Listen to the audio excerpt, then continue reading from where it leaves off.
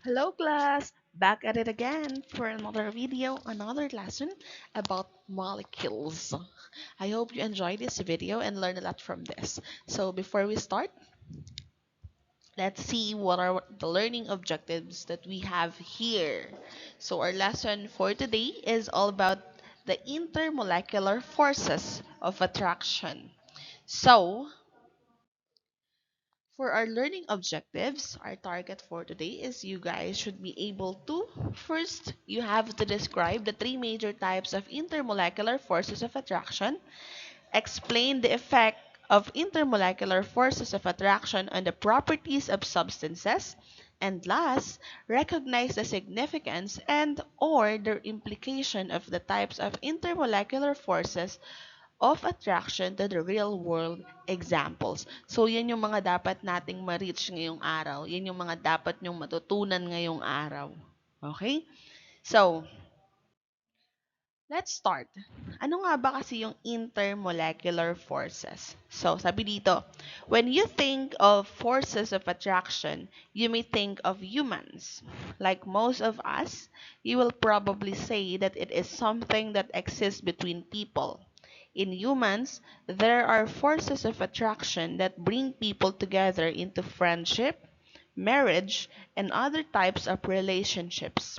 Like people, molecules have this force of attraction that holds them together with the surrounding molecules. But just like any other force, there are stronger and a weaker interaction. Imagine, you as a human, you have different kinds of relationship. You are into different kinds of relationship. The most intimate relationship that you have is your family relationship. So, kanino ka ba pinaka-close? Kung kanino ka pinaka-close, yun yung may pinaka-stronger interaction ka. Yun yung may pinaka-stronger intermolecular force ka. While yung mga acquaintance mo lang, yung kakilala mo lang, or yung bagong kaibigan mo lang, they are your weaker forces or your weaker uh, intermolecular forces. So you, as a molecule, for example, since you are made up of different cells or an atom, you are now a molecule. Kasi di ba sabi natin when we say molecule, it is a group of atom or it is a combination of two or more atoms. So if you are the molecule and you are friends with your classmate, then you are doing an intermolecular forces of attraction. So, para mas madali nating maintindihan, ano nga ba si intermolecular forces of attraction? So, familiar ba kayo sa interbarangay or yung mga basketball league? So, kaya siya tinatawag na interbarangay kasi may mga iba't ibang barangay na involved or kasali doon sa mga liga na yon. So, that is an example of intermolecular forces. Another is yung mga national pageant like Miss Universe, uh, pwede din yung Miss Philippines. Kaya siya tinawag na international. It is because binubuo kasi siya or yung mga kasali dito ay galing sa iba't ibang country, galing sa iba't ibang nation, ibang nationality. So, ganun din yung nagiging logic ng intermolecular. So, intermolecular forces of attraction is the attraction of the different molecules. Okay? So, I hope it's clear. Again, an intermolecular forces of attraction, or IMFA, is simply an attractive force between neighboring molecule. Let's say, for example, ikaw.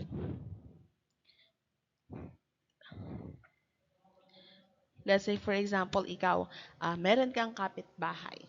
So, yung kapitbahay nyo at saka yung pamilya nyo, gaano ba kayong ka-close? Yung closeness na meron kayo doon sa kapitbahay ninyo, ang tawag doon, intermolecular forces. Okay? Intermolecular forces. And these forces of attraction is also the reason kung bakit nagkakaroon tayo ng different phases of matter. Kung bakit meron tayong solid and liquid.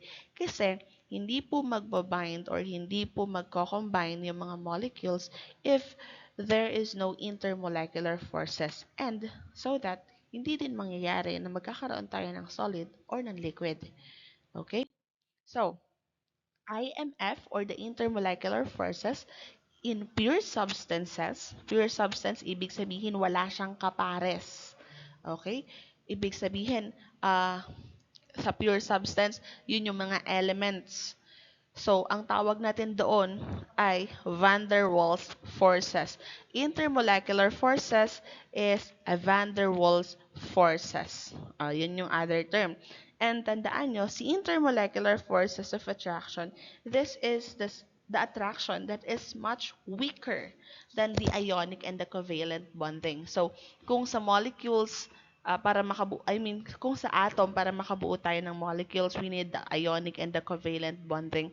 This time, ah, yung dalawa na yun, mas strong sila kesa dito kay IMF.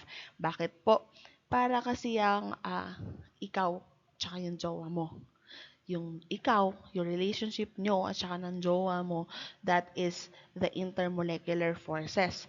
While ikaw sa sarili mo, yung connection ng bawat cell sa loob ng katawan mo, that is the ionic and the covalent bonding or the chemical bonding.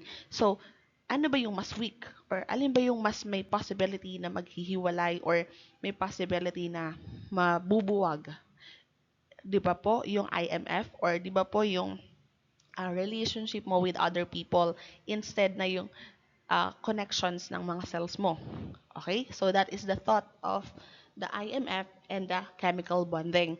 So this intermolecular forces of attraction holds polar and non-polar molecules together so that, sabi ko kanina, the liquid and the solid states of matter could form.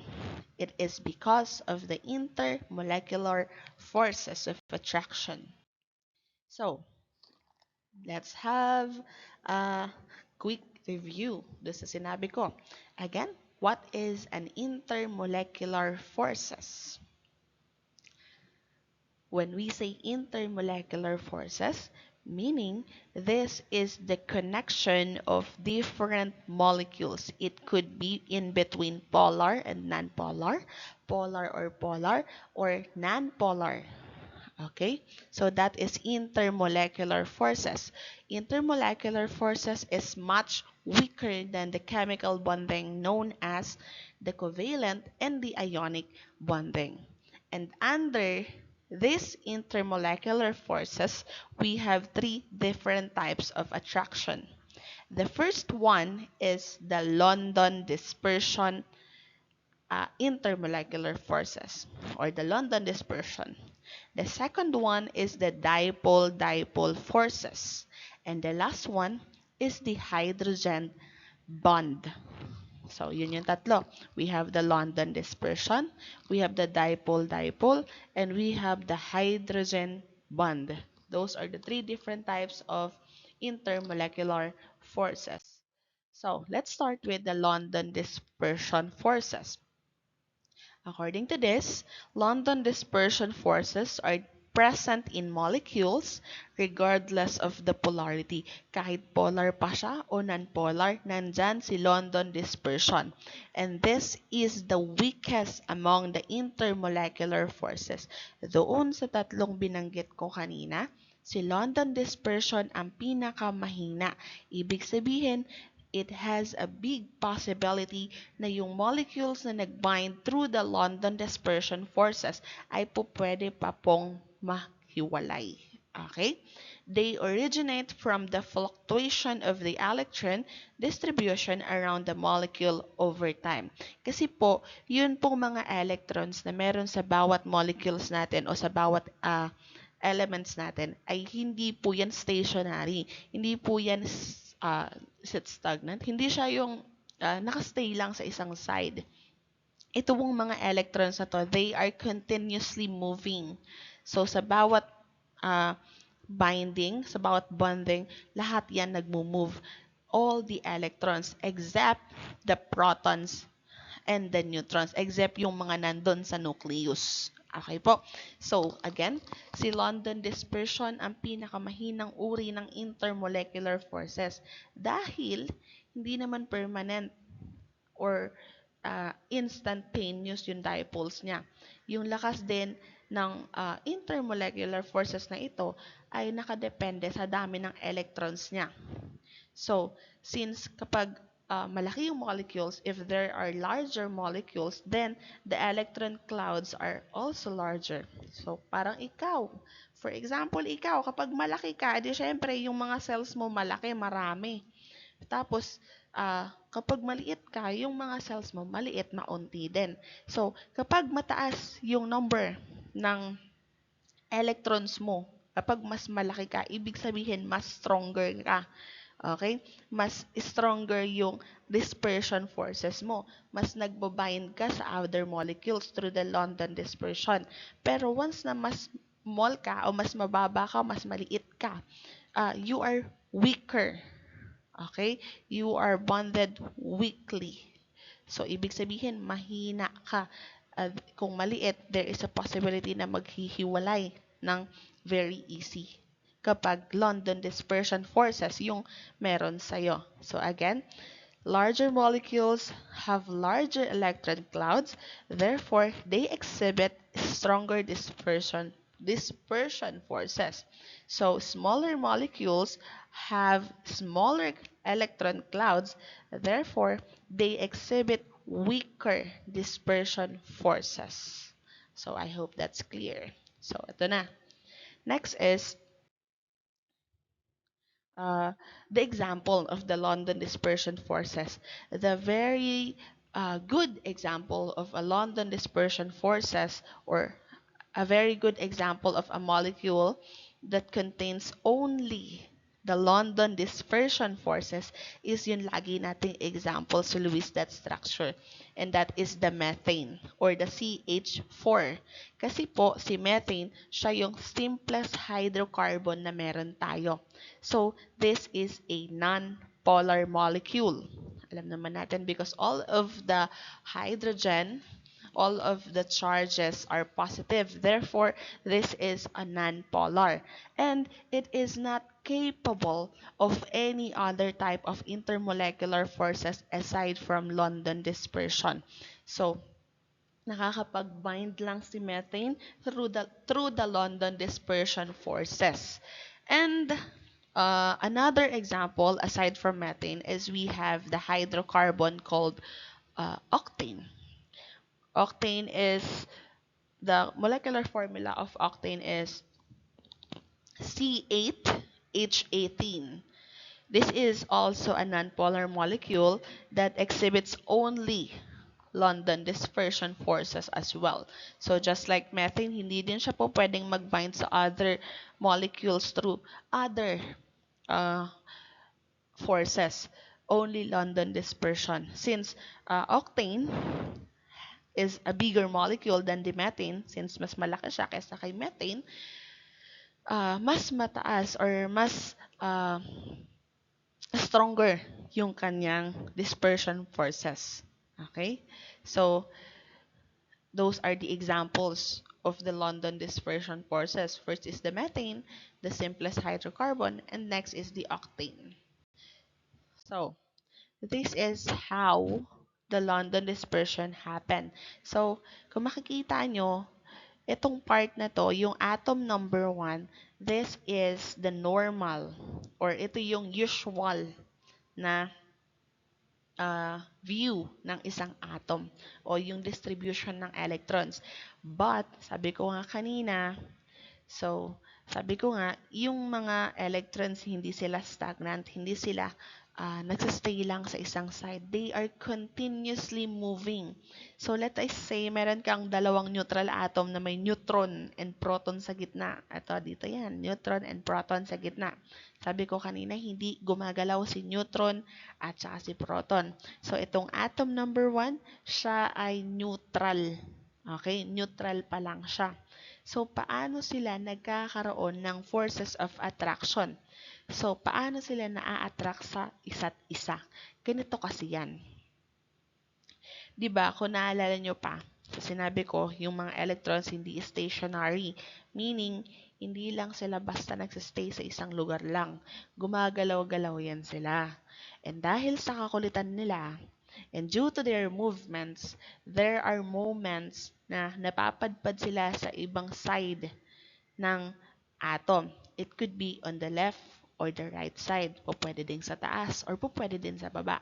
If that happens, mas nagiging slightly positive yung isang side at nagiging slightly negative naman yung kabilang side. At ang tawag doon sa ganoong senaryo ay instantaneous dipole moment, or if mapapansin nyo sa atom number 1 in the step 1, at first symmetric pa yung distribution. Equal pa, neutral pa. And when these electrons is nagkulit, nag-move sila, they are particularly in one side. Doon nagkakaroon ng instantaneous dipole. Okay? And kapag nangyari yon, yung mga neighboring molecule niya, yung mga neighboring molecule niya, ni atom number 1, kapag siya ay instantaneous niya, sabihin, yak, ang daming electrons doon, makalayo nga. Okay? Ang dami namang electrons doon, lumayo nga ako. Bakit siya lalayo? Kasi they are also negative. Eh, di ba sabi natin kapag same charges, kapag parehong negative, nagre-repel. Okay? So, yung electron ng neighboring molecule na atom number 2, napupunta din doon sa kabilang side. Kasi, hindi siya po pwedeng pumunta dito sa kabilang side. Or hindi na siya po pwedeng maging symmetrical or neutral. Dahil nga, sabi natin, if you can still recall yung repulsion and attraction, unlike charges attract and the like charges repel. So, dito, na-attract ng negative charge ni atom number 1 yung positive charge ni atom number 2. And yung force na nagpapa-attract sa dalawang molecules na ito, yun yung tinatawag natin na London dispersion forces. Okay? So, ito yung neutral, ito yung normal, yung symmetrical distribution ng electron. While nung nangyari na yung movement, parang nagkaroon na, sabi ko nga, nagkulit na yung mga electrons. So, from being like this, naging ganito siya. Nahati na sa magkabilang side yung positive at saka yung negative. Eh, syempre, kung si atom number 1 ay nandito yung kanyang negative, syempre, ano yung i-attract niya? Syempre, yung positive. Therefore, ano yung i-repel niya?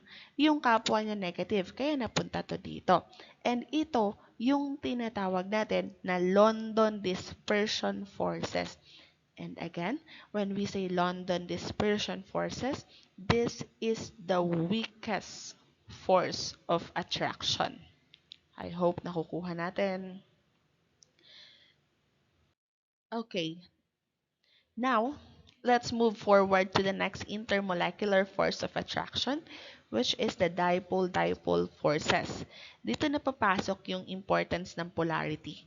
Dahil tandaan ninyo, na ang mga polar molecules lang ang nakaka-experience ng dipole-dipole forces. Yung mga polar molecules lang ang nakaka-experience ng dipole-dipole forces. That is the reason kung bakit nakalagay dito, these dipole-dipole forces are present only in polar molecules. This kind of force is way much stronger than the London dispersion forces because polar molecules have a permanent and even distribution of electrons. So, sabi nga natin, di ba, kapag polar ang isang molecule, ibig sabihin, uh, hindi equal yung kanyang electrons. Di ba? Kapag yung atom number 1, merong 4 na electron, tapos yung atom number 2 ay merong 7 electron. Therefore, mas negative or slightly negative si atom number 2 kumpara kay atom number 1. That is the reason kung bakit siya nagiging polar. Okay? So, they have a permanent and even distribution of electrons. So, again, dito papasok yung importance ng polarity. Dahil tandaan, ang mga polar molecules lang ang nakaka-experience ng dipole-dipole forces. And yung mga non-polar molecules, hindi. For the simple reason na wala namang dipole ang nonpolar molecules. Kasi 'di ba, pag sinabi natin na dipole, there are two different sides. There are two different charges in each pole. So dipole siya. So since non-polar siya, wala siya nun. Okay? For example, ng non-polar polar molecule is yung oxygen, yung O3. Since non-polar, evenly distributed yung mga electrons niya. Yung tatlong oxygen, meron silang pare-parehong number ng electron. At dahil even siya, pare-pareho sila, therefore, wala siyang dipole. Okay? Samantalang yung hydrogen bilang isang polar molecule, uh, therefore, hindi evenly distributed yung electrons niya. So, kung ipapares natin siya kay oxygen as a water, in a form of water, H2O, hindi evenly distributed yung electrons niya, kaya may partly positive and partly or slightly negative. Therefore, meron siyang dipole. Okay? Negative si oxygen, positive si hydrogen, dipole sila. Polar sila. Kaya nga, mga polar molecules lang na tulad ng hydrogen ang nakaka-experience ng dipole-dipole forces. So, simple lang naman yung mangyayari dito. Yung mga portions na slightly negative ay na-attract sa portion na slightly positive. Kung kanina, uh, kung kanina pare-pareho lang, pwedeng mag-attract, pwedeng mag-repel. Tapos very weak lang yung ating London dispersion. This time, nag-a-attract talaga sila, and this is way more stronger than the London dispersion. So, itong dipole-dipole force ang dahilan sa likod ng mga special properties ng water. Kung ito yung dahilan, yung polarity, yung dipole-dipole forces, yung dahilan kung bakit meron tayong tinatawag na surface tension. Alam niyo naman siguro yung surface tension, ano? Oh, ganun po. So, dipole-dipole forces. You're so attractive. Ganun. Way more attractive than the London dispersion. So, this is how the dipole-dipole happen. So, an example of a dipole-dipole can be seen in hydrogen chloride or hydrochloride. Kung kanina ang example natin ay methane at saka octane, this time, ang example natin ay hydrochloride, HCl. This is because the electron negativity between the hydrogen and the chlorine atom make the covalent bond between them polar. So dahil nga magkaiba ng distribution ng electrons ni hydrogen at saka ni chlorine, mas negative si chlorine kaysa kay hydrogen. Therefore, siya po ay nagiging covalent bond and polar. Okay? So, dipole-dipole forces yon. So, the interaction between the hydrogen chloride, ayan, makikita nyo, the interaction between the hydrogen chloride or the HCl and the argon, which is an induced dipole. In this type of interaction, the positively charged hydrogen, kung nakikita nyo si hydrogen, the positively charged hydrogen atom of one hydrochloride or hydrogen chloride molecule will attract the electrons from the argon atom. The negatively charged chlorine atom of another molecule will attract the nucleus of the argon. Okay? Yung negative nito, attract yung positive nito. Yung positive nito, a-attract yung negative nito. Kuha natin. This is, as a result, magiging dipole moment siya. Kaya siya naging induced argon. Kasi, yung hydrogen, yung positively charged hydrogen, i-attract yung positive charge ni argon. Negative charge ni argon. Tapos yung negative charge ni chlorine, i-attract yung positive charge ni argon. That is why this argon is now an induced dipole. Okay? So, yun din yun dito sa ano, sa water at saka sa oxygen. So, lastly, of course, we have the hydrogen bond. Kung kanina, London dispersion forces, the weakest force or the weakest intermolecular forces. Next is the dipole-dipole, or this is present only in the different polar molecules. Now, let's talk about the hydrogen bond.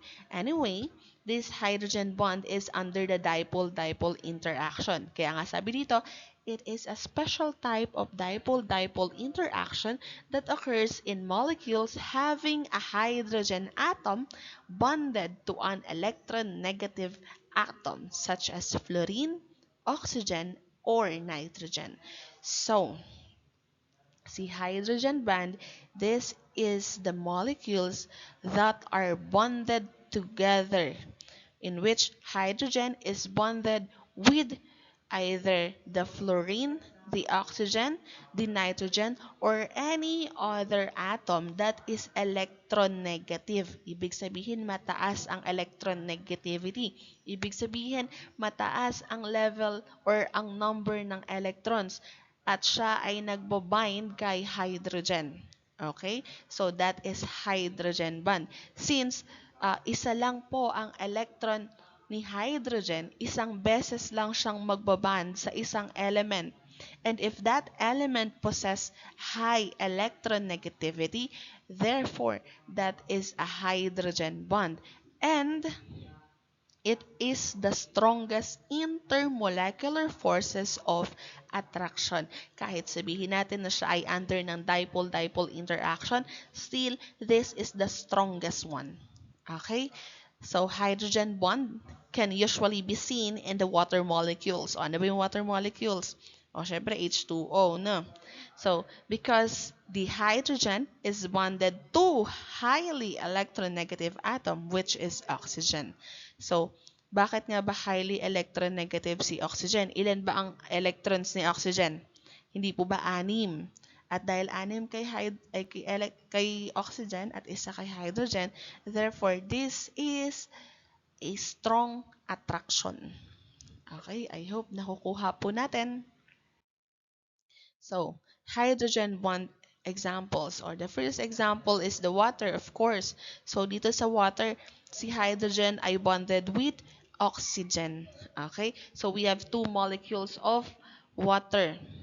So, yung hydrogen natin dito, tapos yung oxygen natin dito, they bonded together. They attract. And this is a hydrogen bond. Okay? Next is the water. We have H2O. Hydrogen is bonded with ammonia, in which ammonia is NH3, or hydrogen is bonded with the nitrogen, which is a highly electronegative atom. Another, we have the hydrofluoride or the hydrogen fluoride. Hydrogen again is bonded with a highly electronegative atom, which is a fluorine. Okay, we have the negative, we have the positive, they attract. Okay, again, we have the positive, we have the negative, they attract. Positive, negative, attract. And last, we have the methanol. Methanol is composed of carbon, oxygen, and four atoms of hydrogen. So, we have two molecules of methanol. So, the hydrogen in the first methanol or the first molecule of methanol is bonded together with the oxygen of the second molecule of methanol. Therefore, they have the strongest bond of a hydrogen bond, or the strongest force of a hydrogen bond. Sana nakukuha natin. Pag hindi nyo nakukuha, bala kayo dyan. Char. Okay. Pag di nyo nakukuha, sabihin nyo lang, tapos reteach natin to. Okay? So, general uh, effects of intermolecular forces on physical properties of liquids. So, dito nakalagay, we have the property, the volatile liquids, and the non-volatile liquids. Ma'am, ano po ba yung volatile? Ano po ba yung volatility? Okay, so when we say volatility, it is the different or the sudden changes of something, or the sudden changes of um, a molecule, okay? So volatility ang tawag natin doon. So this is how, or this is the amount of the changes of something, volatility. So now, kapag ang isang liquid ay volatile, therefore, kung volatile, pabago-bago siya, therefore, ang kanyang intermolecular forces ay mahina. Parang relasyon lang yan, ano? Kapag pabago-bago ka, parang lagi kang may mood swings, ganun. Tapos ang hirap mong intindihin, yung relationship nyo nagiging weak. Okay? Nagiging weak siya. Tapos kapag non-volatile ka naman, like strong ka, may paninindigan ka, tapos lahat ng sasabihin mo, yun na yun. So, you have a strong intermolecular forces. Okay? So, these intermolecular forces affects the properties such as the surface tension, the viscosity, the boiling point, the vapor pressure, and other intrinsic properties. Liquid with more intermolecular forces will have a high boiling point and high surface tension, more viscosity. Moreover, this intermolecular forces affects the molecular structure. So, if you could see, katulad nga ng sinabi ko, if this is a volatile liquid, then this is a weak intermolecular forces. If this is a non-volatile liquid, then it has a strong intermolecular forces. And if you could see, if the liquid is volatile or the intermolecular forces is weak, therefore the viscosity is low. But if it is strong, then the viscosity is high. Ma'am, what is viscosity? Sige nga, what is viscosity? When we say viscosity, when we say viscosity, this is the this is how or this is how the fluid resists, or when we say viscosity, it is the resistance of any fluid to flow. Okay, just like parang best example is the water and ano ba yung mga malalapot, like honey, ganun, 'di ba? Kapag water, siya ay non-volatile liquid, 'di ba? Sabi natin kanina, water has a strong intermolecular forces kasi under siya ng hydrogen bond. So, ang kanyang volatility, hindi siya volatile. So, siya ay merong high viscosity. While kapag naman ha, baliktad, wait lang. Kapag honey, siya yung merong high viscosity. Tapos, kapag naman water, siya naman yung merong low viscosity. Okay? So, yan po. Use this as your reference, itong table natin na to. We have the boiling point. If the intermolecular forces is weak, then the boiling point, the melting point, and the surface tension are all low. While if it is strong, then all of these properties are high.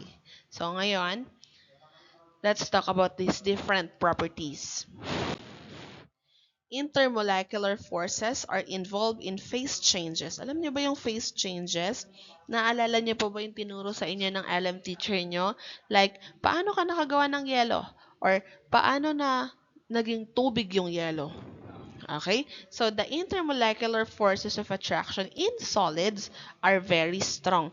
Kasi 'di ba sabi nga, kapag ka solid, ibig sabihin yung mga molecules or yung mga atoms ng isang bagay, kapag siya ay solid, they are compact. Okay? The intermolecular forces of attraction in liquids are not that strong or not strong enough to keep the properties or the particles remain in fixed position. So, if naaalala nyo, merong picture na merong comparison ng tatlong phases of matter. We have the solid, the liquid, and the gas. Wherein, si gas, sobrang laki ng space niya. Sobrang layo-layo yung mga molecules or yung mga atom. While kapag liquid, may konting space or gaps in between atoms. While kapag solid, they are compact. So, ibig sabihin, these solids, they are way stronger than the liquid. And syempre, gases are extremely weak. So, si gas ang pinaka-weak sa lahat. Sunod ay si liquid. Then, the stronger is the solid. So, I have a question here. Can you identify the three types of intermolecular forces? Now na nandito ka na sa part ng video na to, sige nga, at try mo nga sa sarili mo na i-identify what are the three types of intermolecular forces. Kindly identify it yourself. After mo mapanood ang video na to, pagpasok mo, meron na kagad tayong quiz. Okay? So, next is the properties of substances. The first property that we're going to talk about is the solubility. Or when we say solubility, it is the ability of a molecule to dissolve.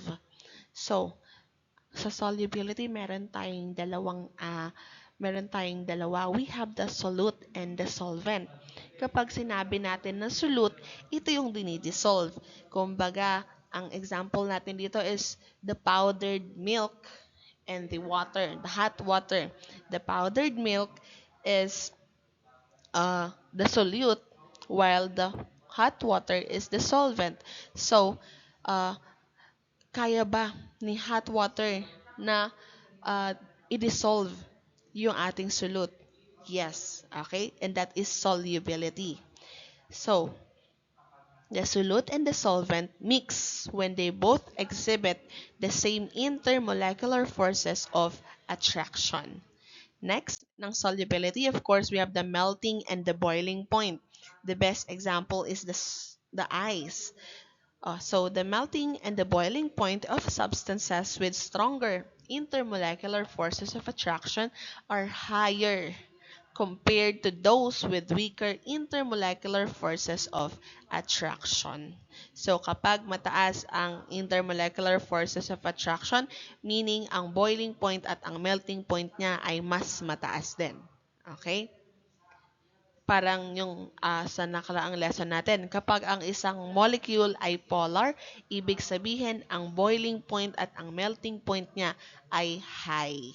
Kapag siya ay non-polar, therefore ang melting and boiling point niya ay low.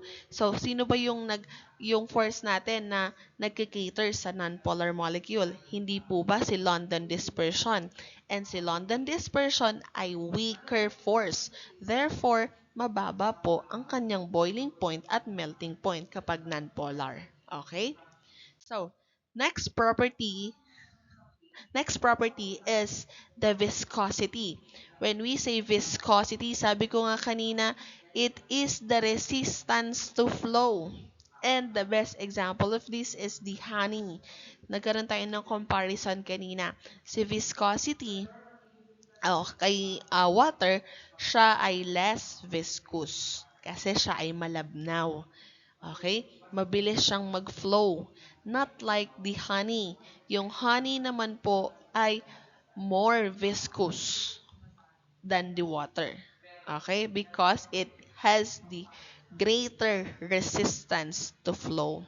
Sabi dito, molecules with stronger intermolecular forces of attraction have greater resistance to flow and thus higher viscosity compared to those with weaker intermolecular forces of attraction. Okay? That is viscosity. Next is the surface tension. When we say surface tension, it is the ability to float. Ma'am, hindi po ba ano po yun, buoyancy? So, molecules with stronger intermolecular forces of attraction will exert greater cohesive forces and acquire less surface area. So, yung kung nakikita niyo itong nasa screen natin, this is the best example of the surface tension. So, kapag ang intermolecular forces of attraction ng bawat molecule ay strong, therefore, ang surface tension ay high. Okay? So, yun po yun. Surface tension. Next is the capillary action. Ma'am, ano po yung capillary action? Okay, so tinan nyo ang aking example. If you could observe when you dip a paper towel in the water, kung nakikita nyo na kung nakikita nyo na yung ganitong mga experiments, if you dip this paper towel in the water, magically, di ba, makikita mo, parang magic na umaakyat yung water doon sa towel. Tapos mapupunta siya doon sa kabila. Okay? So, magically, this water or this liquid will climb out. Climb yan. Climb up the towel. Then, the water molecule will climb up the towel. Ano daw? Ang gulo. O, kung makikita mo, dyan sa picture, yung glass number 1, wala siyang laman. Yung glass number 2, meron. Tapos, nilagyan siya ng paper towel. And, yung water, yung blue na water, is umaakit siya doon sa towel. And eventually, saan mapupunta yung water? Doon sa other glass. And that is capillary action. And now, kapag ganyan, nagkakaroon ng capillary action, ibig sabihin, strong ang intermolecular forces. And since ang ginamit dito ay colored water, so, siya ay merong strong intermolecular forces. Pero kung ang ginamit natin dyan ay oil, imagine na oil yung nandyan. Sa tingin mo ba, mataas ang capillary action? Hindi po. Mas mababa po ang capillary action ng water, ng oil, kumpara kay water. Okay? So, sana nakukuha natin. So, next, of course, is the evaporation. Alam nyo na yan? Explain ko mo ba? When we say evaporation, the lower the evaporation rate, the weaker the intermolecular forces.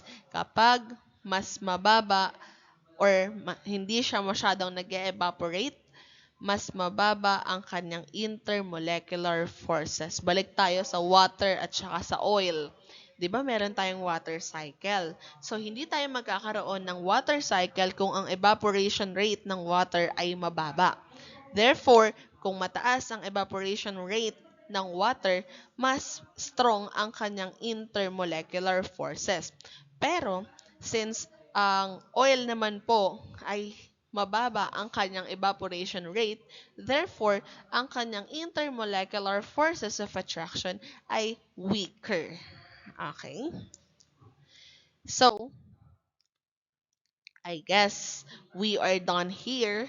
Thank you for watching, everyone. I hope you learned a lot from me. Char.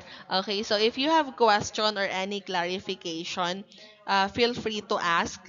Chat nyo lang ako sa GC or next meeting natin, you could clarify what you want to clarify. So, kung meron kayong mga katanungan, meron kayong hindi naintindihan sa lahat ng nirap ko dito sa video, sabihin nyo lang. Okay po?